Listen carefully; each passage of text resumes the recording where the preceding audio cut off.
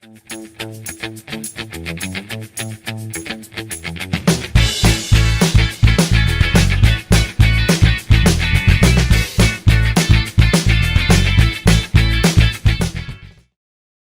sore teman-teman. Di sini gue Riandra sebagai host untuk ngeteh bareng. Siapapun kalian yang menonton video ini, semoga selalu baik-baik aja dan selalu bahagia. Mau ngomongin guest kita, ladies and gentlemen, my beautiful guest, my beloved sister Alia Irani. Selamat datang Alia. Selamat datang, thank you. Hello everyone. Aneh gak sih kalau misalkan gue nginterview lu kan, karena gue posisi di sini sebagai ade nih. Iya, enggak sih, biasa aja sih menurut gue. Biasa aja tapi ya. Oh iya, kan posisinya lu lagi kuliah ya? Lu semester berapa sih sekarang? Sekarang seharusnya itu sekarang udah masuk semester 8 dimana tapi masuknya itu semester klinik. Semester klinik. Jadi okay. Mau kenalin dulu, gue anak kedokteran di FKUI, dan kalau di kedokteran itu biasanya tahunnya itu dibagi jadi dua. Ada tahun preklinik di mana kita belajar tentang semua ilmu kedokterannya tuh di kuliah, sama ada tahun klinik di mana kita udah mulai koas, sudah mulai berinteraksi dengan pasien. Nah, harusnya tuh sebenarnya gue udah masuk koas. Oke. Tapi karena satu dan lain hal, kebetulan semester lalu gue ada pergi mendapatkan beasiswa ke Leiden. Jadi sekarang gue ambil masih dalam semester 8 preklinik, baru semester depannya gue bisa koas. Oke. Gitu sih. Berarti koas itu dilakukan setelah lu jadi sarjana kedokteran atau memang sebelum menjadi sarjana kedokteran? Sarjana. Jadi kalau di FK itu setelah 3 tahun ya, umumnya 3 tahun kita diminta untuk sidang. Sidang ini sebagai jalur untuk kita mendapatkan sarjana seperti itu. Oke. Jadi habis 3 tahun dapat esket, tetap lanjut koas gitu. Jadi belum selesai perjalanannya, masih. Berarti masih kuliah online? Sekarang lu posisinya lagi karantina, berarti kuliah online? Sekarang lagi kuliah online, masih kuliah online. Oh, masih kuliah online. Matkulnya masih banyak berarti kok. Tapi kalau semester 8 udah mulai sedikit ya? Iya sih, kalau sekarang karena ini semester-semester sebelum koas biasanya nggak terlalu sepadet dulu tahun-tahun 1, tahun kedua, tahun ketiga enggak. Jadi kalau di satu minggu ini ada berapa matkul sih biasanya? kebetulan gue baru banget kelar sih. Jadi kelar? Jadi kosong dong? Iya, ini lagi masa-masa gabutnya, lagi kosong, lagi ngapa-ngapain. Oh, jadi masih kosong. Iya. Interesting sih, tapi kalau kosong gini sebagai, maksudnya kan lu kan pasti terbiasa dengan rutinitas untuk ya, apalagi kalau fakultas kedokteran secara umumnya itu belajar apalagi dan lain-lainnya lah ya. Lu ngisi kegiatan lagi masa karantina ini gimana sih? That's actually a good question, karena ini udah hampir masuk minggu ketiga kan, berarti kita karantina. And it's hard at first menurut gue, karena gue juga tipe orang yang sangat senang untuk pergi-pergi, keluyuran, keluar rumah gitu, beraktivitas. Tapi ya karena karena wabah ini, pandemi ini kan kita memang diminta untuk di rumah aja. Jadi gue lebih sekarang lagi aktif-aktifnya olahraga banget sih. Olahraga. Yeah. Berarti istilahnya udah ada goal setting lo yang lo bikin kali ya waktu liburan nih. Sebenarnya nggak liburan sih, lebih ke waktu kosong ini. Gak goals juga sih, tapi lebih kayak ngisi kegiatan. Ngisi aja. Karena tuh gue juga gak ada kegiatan lain kan selain kayak belajar kuliah online, tapi kan itu cuma paling sampai jam 12 atau sampai jam 3.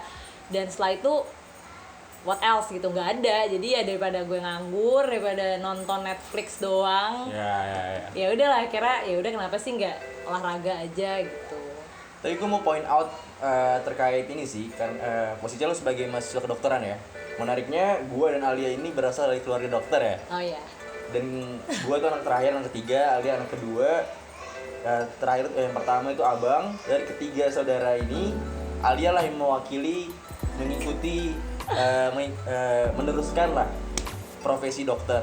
Kalau boleh tahu nih, itu sebenarnya mimpi lo kecil atau misalnya kayak inisiatif dari diri lo sendiri, atau emang ada pengaruh dari orang tua kah, atau gimana sih sebenarnya emang dari awal mau jadi dokter? Ya, sekarang gue balik dulu pertanyaannya. Kalau lu ngerasa, pernah nggak dulu kita ngerasa didorong banget untuk jadi dokter? Lu pernah ngerasa kayak gitu apa enggak? Sebenarnya enggak, tapi lebih kalau gue ngerasa ya orang tua gue tuh kayak memperkenalkan sih sebenarnya profesi dokter. That's true. Orang tua gue selalu ngebalikin apapun keputusan pilihan itu balik ke gue sendiri. Kayak gitu sih kalau gue ngerasa. Iya, sama aja sih sebenarnya. apa ya, gue nggak pernah ngerasa dipaksa atau ngerasa sangat diarahkan, tapi gue ngerasa emang apa ya, pernah diperkenalkan, kemudian secara tidak langsung tuh Ya. secara halus gitu, kayak enggak, kalau kamu jadi dokter tuh kayak gini gitu. Dulu sebenarnya gue pengen banget jadi arsitek, gue inget banget tuh SMP gue inget banget gue pengen jadi arsitek, kayak gue lagi senang-senangnya tuh ngelukis, habis itu bangun-bangun gedung, cuman ya namanya juga masih apa ya, masih belum jelas juga kan kebayangnya apa. Terus gue inget pas gue SMA masuk ospek, ditanya kan kayak cita-citanya apa, terus kan kalau dulu SMA ospek ada kayak bikin nemtek gede iya, kan. iya. Nah, gue nggak tahu nih cita-cita gue apaan ya. Akhirnya ya gue di situ nulis aja ngasal sebenarnya. Saat itu gue masih nulis ngasal kayak dokter gitu. Terus yang gue inget satu momen di mana itu bokap gue tiba-tiba nemteknya tuh gue taruh di meja ruang tamu. Terus tiba-tiba bokap gue nanya dengan muka yang sangat happy ya kelihatannya, kayak kerasa aja tiba-tiba dia ngomong kayak, "Alia, kamu beneran nih mau jadi dokter?" gitu. Excited gitu ya? Excited banget, gue nggak tahu sih, ngerasanya kayak ada kayak itu kayak ada perasaan ada sendiri gitu loh. Kayak gue ngerasa okay. ada, kok seneng banget sih nanyanya gitu. Padahal gue juga di momen itu belum yakin gitu sebenarnya mau masuk apaan sih, orang baru anak SMA kelas 1 gitu kan, lulus saya belum gitu loh. Iya. Tapi kayak, di situ cuman kayak nggak tahu Pak, masih ya mungkin iya mungkin enggak gitu loh. Terus ya ternyata seiring berjalannya waktu, ternyata ya gue juga waktu lagi senang-senangnya nonton film Grey's Anatomy, pasti tahu lah ya. Grey's Anatomy tuh kayak seasonnya tentang kedokteran gitu. Terus gue ngerasa kayaknya asik juga kali ya kalau gue cemplung ke dunia kedokteran, karena gue pun orangnya nggak bisa yang berada di balik meja terus kali ya, yang not to mention itu hal yang salah, enggak, tapi menurut gue pribadi gue lebih senang untuk berinteraksi dengan banyak orang. Dan menurut gue sendiri sih ya, profesi sebagai dokter tuh ya ketemu pasien, ketemu banyak orang di luar sana, dan you always constantly meeting new people, and it's something that I've always been excited to. Kayak I'm looking forward to meet other people, untuk kenal orang lain. Ngebantu banyak orang sih, iya nggak sih? Dan itu gue baru ngerasain sebenarnya ketika gue masuk ke FK sih. Maksudnya dari dulu emang gue karena emang udah tahu kali ya, kalau orang sakit, teman-teman sakit tuh pasti nanya ke gue. Nggak ngerti kenapa, karena mungkin kita kan dari kecil emang udah, kalau sakit perut tahu nih obatnya apa, kalau luka nih jatuhnya kasih dulu belah air. Kalau gue misalkan ditanya kayak gitu, kayak takut salah gitu, ngerti gak sih? Kayak karena gue ngerasa setiap istilahnya setiap badan itu memiliki metabolisme. Nggak tahu sih pemikiran gue. Karena om gue tuh selalu bilang, istilahnya kayak peribahasa, lain ladang, lain belalang, lain lubuk, lain ikan. Gue pakai pemikiran itu di tubuh manusia. Ya itu nggak salah. Yang kadang gue pikir kayak kalau gue kasih, maksudnya mungkin gak ada keberanian dalam diri gue kali ya untuk ngasih kayak suggest obat apa seperti itu sih. Tapi lu hebat juga dong punya keberanian kayak gitu. Emang nggak pernah takut kayak nyaranin obat dan impact buruk gitu buat teman lu sendiri? Menurut gue tahu kapasitas gue sih. Kadang kalau misalkan gue nggak tahu jawabannya pun, gue pasti akan make sure lagi ke bokap nyokap gitu. Tapi kalau hal-hal yang menurut gue, gue tahu nih, ini obatnya apa, kayaknya gue it's okay sih gitu. Toh sebenarnya gue udah ada kan basic ilmunya, tapi kalau emang itu menurut gue this too much complicated dan gue nggak mau nih ambil resiko, ya pasti gue akan bilang dong ke mereka gitu. Tapi balik lagi, kalau tadi tanya gue sebenarnya takut apa enggak ya orangnya, tapi itu gue bisa ngomong di luar ini semua sih. Emang gue kayaknya orangnya agak nggak takutan deh. Agak nggak takutan. Sebenarnya confident atau brave gitu sih? Iya kali ya. Maksudnya gue emang yang nggak tahu sih, kayak emang gue seneng aja ngapa-ngapain tuh, kayaknya belum ada border rasa takut gitu. Kayak kalaupun ada, gue kayak tetep aja terobos gitu. Tapi kalau konteksnya tadi untuk keselamatan orang, ya enggak ya. Tadi gue udah jelasin kan, kayak gue pasti bakal make sure. Tapi di luar hal itu, mungkin tipe lo, gue pernah dengar semacam ada orang yang ngomong berani sama nekat tuh beda tipis. Terus ada yang ngomong gini juga, penakut dan hati-hati beda tipis. Gimana letak perbedaannya di kemampuan memanage risiko? Menurut gue berarti lo kemampuan atau skill lo untuk memanage risiko itu lo ngerasa dalam diri lo bisa ngehandle itu? Apa salah omongan gue? Enggak juga sih, bener. Bisa gue bilang iya, kayak kadang gue kalau ngelihat sesuatu gitu ya, kayak gue lebih nanya dulu sih, ini sebenarnya kalau gue ngelakuin hal ini apa sih resiko terbesarnya gitu. Kalau emang maksud gue masih bisa gue handle, pasti ya tetap aja gue terobos gitu. Jadi emang kalau tanya tentang itu banyak sih, kebanyakan gue emang kayaknya kalau ngambil sesuatu gue nggak pakai mikir nih kadang. Kayak kalau gue ngeliat ini hal seru, gue bakal ngambil gitu. Kalau gue ngeliat ini hal banyak banget opportunity yang buat gue, apa yang bisa gue dapetin, I rather take it gitu. Dan lose it. Oke. Regarding tadi lu mention tentang yang waktu lu kuliah terus lu dapat scholarship ya di Leiden. Iya. Tentu pasti gue yakin banget persyaratan tuh banyak kan.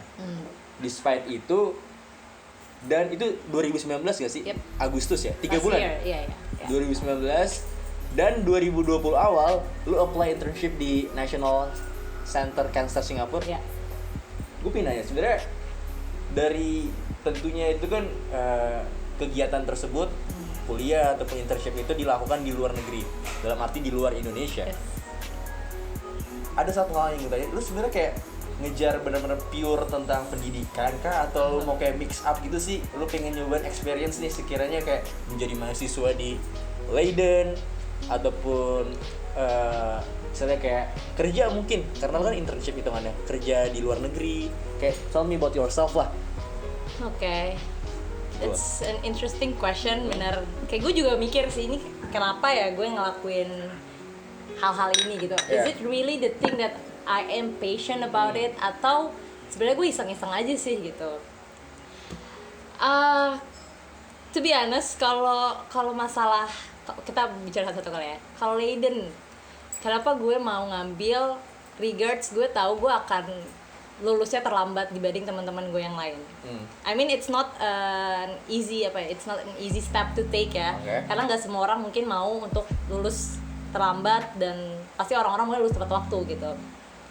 Tapi yang gue lihat tuh gue emang tadi balik, gue udah sempet bilang kalau gue anaknya seneng banget nge-explore gitu.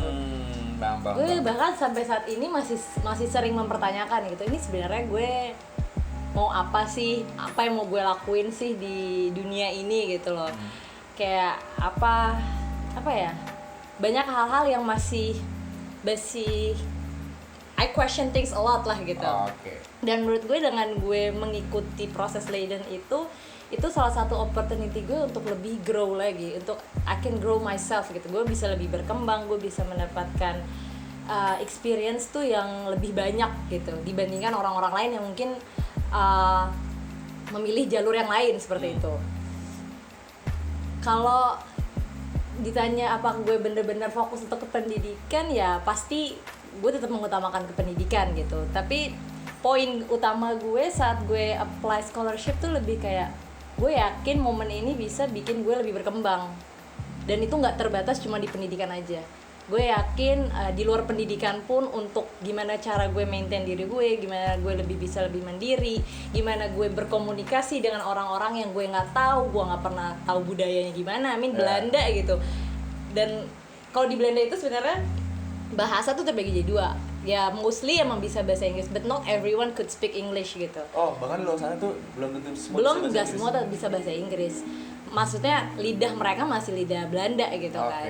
Dan itu sebenarnya hal yang cukup terrifying kan, kalau lu datang ke suatu tempat tapi lu nggak bisa berbahasa, nggak bisa komunikasi. Tapi gue merasa kayak ya ini salah satu opportunity gue lagi, balik lagi kayak gue dari momen ini gue bisa lebih berkembang menjadi orang yang lebih melihat situasi lebih luas, melihat kesempatan tuh in a wider picture, and etc lah gitu sih. Kalau untuk yang you only live once, jadi kayak itu masih ya sesuatu yang menurut gue plus sih. Tapi lu ke Leiden waktu kemarin sendiri, maksudnya enggak, ada gue kebetulan ke sana sama teman-teman gue juga ada. Oh, sama teman-teman. Ada anak 2016 juga. Ya ngebantu pasti nggak sih, atau gimana? Ya pasti kita saling bantu satu sama lain. Nah, walaupun emang pas kita di sana materinya cukup berbeda. Kebetulan gue ambil subjek itu imunologi. Oh, dibeda-bedain lagi. Jadi dan teman-teman lo nggak semuanya imunologi. bahkan nggak ada, cuman gue doang. Gitu. Ada temen gue yang bareng, ada yang kayak satu subjek mereka berdua, ada yang subjek bareng-bareng gitu. Tapi kebetulan gue satu kelas, cuman gue satu-satunya orang Indonesia di dalam kelas itu. Tapi di sana itu ada juga nggak sih kayak negara lain mengirimkan mahasiswanya juga? Oh, ada. Ada juga? Ada. 3 bulan juga berarti kan? Iya, jadi emang program Leiden, gue kuliah di Leiden University Medical Center, dan LUMC itu emang setiap tahunnya mereka ngebuka satu program yang dimana program ini bisa diikut sertakan oleh berbagai pelajar dari seluruh dunia gitu. Dan kayaknya emang nggak terbatas di fakultas kedokteran atau fakultas kesehatan aja sih, ada berbagai fakultas juga nerima gitu sih. Kalau kita berbicara dibenturin nih sama istilahnya, kan lu udah pernah ngerasain tuh kuliah di sana, fasilitas juga. Yes. Kalau lu bandingin, sekiranya letak perbedaan yang bener-bener besar banget sama yang lu rasakan kuliah di Indonesia itu apa sih? Mungkin kayak facility-nya ataupun resources dalam arti kayak sumber daya manusianya. Gimana sih kalau misalkan Belanda kan salah satu negara yang bisa dikatakan negara maju. Yep. Indonesia negara berkembang, yang sekiranya nih lu bisa point out yang bisa buat masuk insight buat pendidikan di Indonesia dari perspektif kacamata lo gimana? Oke. Nah ini sebenarnya gue pernah bahas ini sih sama teman-teman gue.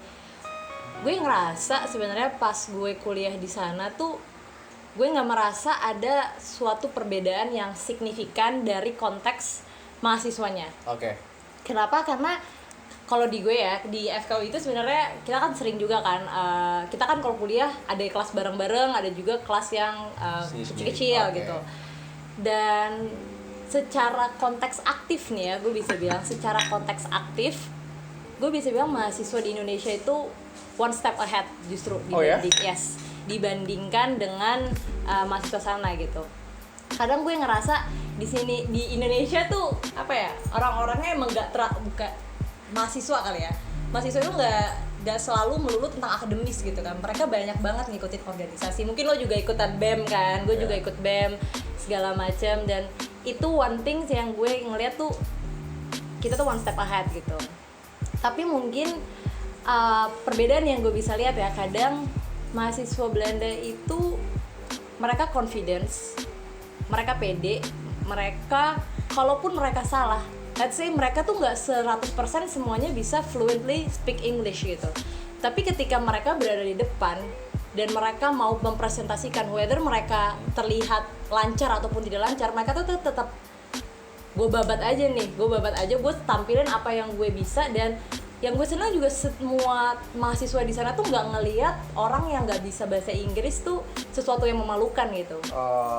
Dan itu yang kadang gue agak bisa dibilang agak sedih kali, nggak sedih juga sih, cuman kayak agak miris ketika ada orang yang menurut gue lagi berusaha, misalkan mereka lagi berusaha untuk belajar bahasa Inggris tapi masih terbata-bata, dan kadang beberapa orang lainnya tuh kayak kalau ngeliat tuh mentertawakan atau kayak apaan sih bahasa Inggris tuh nggak bagus-bagus banget kali, nggak usah sok-sokan deh gitu. Tapi lo pernah ketemu orang warga negara Belanda yang dimana dia nggak bisa bahasa Inggris gak dari teman lingkungan kampus lo? Sebenarnya bukannya nggak bisa banget sih, tapi lebih kayak setengah-setengah lah ngomongnya tuh, masih ada yang maksudnya kayak bahasa Belanda sendiri dia benar-benar udah melupakan bahasa Belanda langsung full bahasa Inggris. Kayaknya enggak.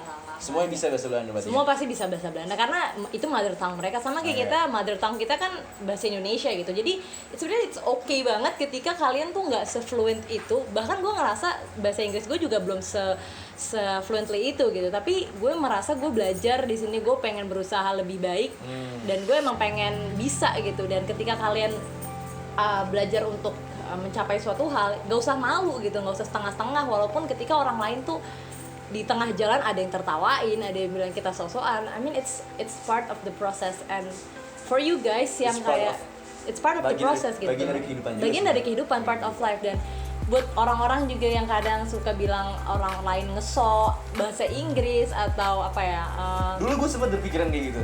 Tapi seiring berjalannya waktu kan gue mikirnya tuh waktu SMP kayak apaan sih pakai bahasa Inggris soal tapi seiringnya gue berjalan waktu, gue bertemu sama teman-teman baru, gue ikut kegiatan yang istilahnya menggunakan bahasa Inggris juga, kayak itu membuka pikiran gue kalau sekarang tuh bahasa Inggris itu sesuatu hal yang biasa gitu. Iya, it's a common language. I mean it's a universal language. Jadi nggak perlu apa ya di kesannya tuh kita ketika kita berbicara bahasa Inggris, toh kita berbicara bahasa Inggris di tempat yang disediakan kok, bukan yang memang di luar konteks gitu. Kan nggak mungkin kalau lo ngomong ke pasar lo ngomong bahasa Inggris, ya nggak mungkin gitu. Kan lo ngomong juga lihat lawan bicara, lihat konteksnya ini di ruang akademika, berdasarkan tempat dan waktu gitu. Jadi kayak menurut gue ya nggak usah malu gitu. Tapi regards itu sebenarnya fasilitas, alhamdulillah di FKUI juga fasilitasnya bagus-bagus, sourcesnya bagus-bagus. Tapi satu mungkin ya, kalau di sana itu mereka memang didorong sekali untuk melakukan penelitian.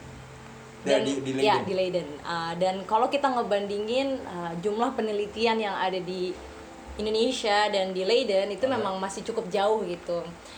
Gue ngerasa memang pas gue di sana aja salah satu persyaratan gue untuk lulus itu malah membuat sebuah sebuah grant proposal untuk research gue. Jadi untuk gue karena konteks gue imunologi. Maksudnya lulus di sana tuh maksudnya gimana? Jadi kayak itu kayak nilai akhir kayak apa sih, makalah kali ya, makalah. Tapi mereka mahasiswa yang memang mahasiswa Leiden itu ada skripsi gitu kan?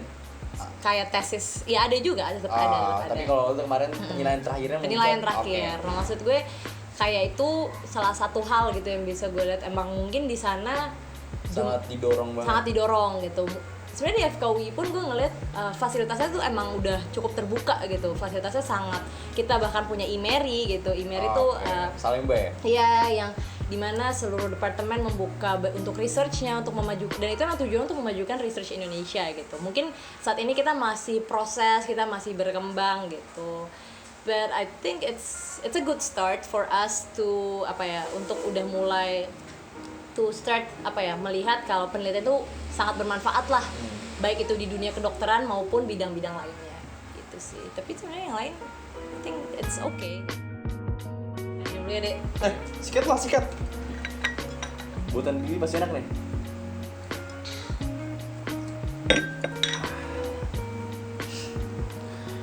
Sebenarnya tuh lo tuh mau jadi dokter apa sih?